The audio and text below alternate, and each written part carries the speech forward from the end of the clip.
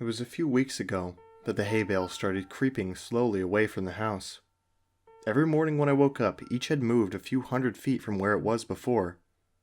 I assumed it was pranksters with nothing better to do, so I ignored it. Within a few days, though, the bales began to approach the boundaries of the farm. I was tired of the whole game by then and decided to move them back. It took a tedious hour to bring them all from where they had been to over near to the house again. And by the time I was done, I was ready to snap the neck of whatever little pissant was deciding to screw with me. The next morning I found each and every one of my horses messily decapitated. The smell was what woke me up. Each one was slumped over against the side of its stall. There were no signs of the heads. I spent the rest of the day cleaning up the mess and burying the remains. It was only when I was done that I noticed the bales of hay had all returned to their positions from the day before, scattered far out into the fields. This time I left them where they were. That night, I sat on my porch with my shotgun in hand and a pot of coffee on the table beside me. I sat for hours, straining my eyes into the fields to catch a glimpse of who was moving my hay bales. Finally, I was beginning to nod off. I would have, but just as my eyes began to close, I heard a clamor and a rustling of trees from the nearby woods. I leaned forward, my heart racing with excitement. I was going to catch the bastard. I fumbled with my gun and fidgeted in my seat, waiting anxiously for whoever it was to get close enough to ambush.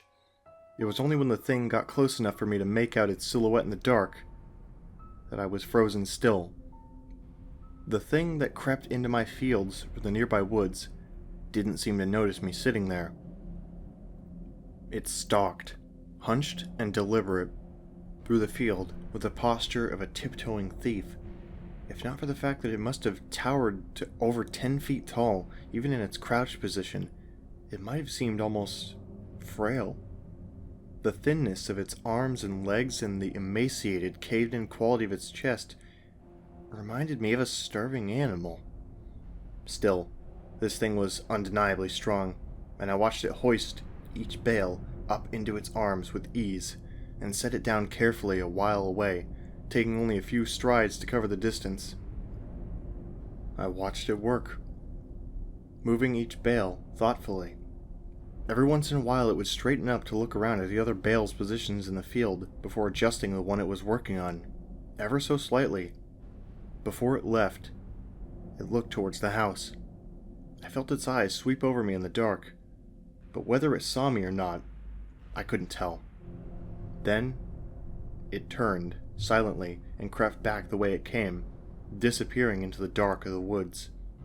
It took me an hour before I had the courage to move at all. I went inside after a while, but I didn't sleep that night. It was only when the sun rose that I dared step off my porch into the fields. The hay bales were where it had left them. Strangely, it didn't move them as far as it had in the previous days. They were approaching something invisible in the fields, and as I looked at them, I realized that they seemed to be marking some line. Indeed, as I walked around the house, I saw the distinct circle that they formed with me at the center. At first, I thought the bales were just being haphazardly moved away from the house, but now I could see that they were instead being moved towards some boundary. The thing was sending me a message. I slept uneasily that night, and only because I was exhausted. The next morning, the bales hadn't moved at all. They didn't move at all for the rest of that week, in fact. They were finally where the thing wanted them. I made myself sick trying to interpret them. Why would this thing expend so much energy moving my hay bales, and threaten me with such violence should I try to interfere? Killing my horses was just that, a threat. An intelligent threat, at that.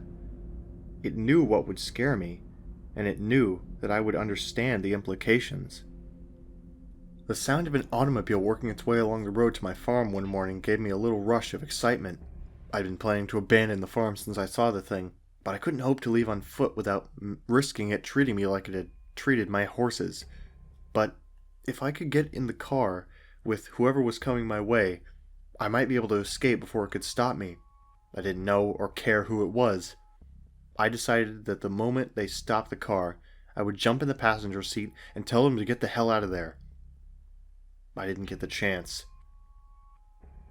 The car worked its way slowly along the road, trundling across the uneven ground. I urged it silently to hurry.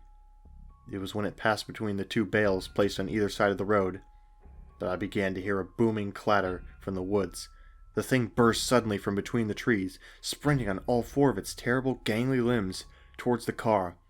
Within a few seconds it was there, pouncing on the automobile like a predatory cat. Within moments it was picking and peeling the vehicle's steel frame apart, working to get at the driver. The man, whoever he was, screamed all the while, and I could hear him even over the crunching of metal and the shattering of glass.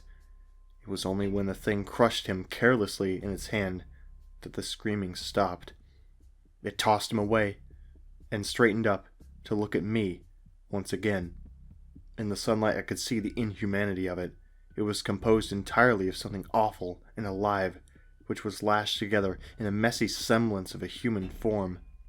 Whatever it was made of looked so polished and hard that if it weren't for the minute writhing of this stuff, I think it was made of granite. The thing retreated back into the woods and I was left to my shock. My eyes wandered to where the car sat, the engine still sputtering between two of the hay bales. Suddenly, I understood. The message was clear. I am this thing's captive, and I am not allowed visitors. Nothing may cross the borders it has set. I'm trapped here by the thing that stalks the fields, and it demands nothing except that I never leave. Still, I don't know if I can handle being that thing's canary. I've been thinking hard for the last few days since I saw it crush that man's chest and silence him before he could finish his scream. If I crossed the hay bale border, it'd probably do the same. It'd smash my skull before I could put my hands up to protect myself. It'd go and find a new pet, and probably keep looking until it found someone who could stand, knowing that it was waiting just outside, watching it at all hours with its shiny, insect eyes. I've been thinking hard for the last few days, and I might just make a run for it.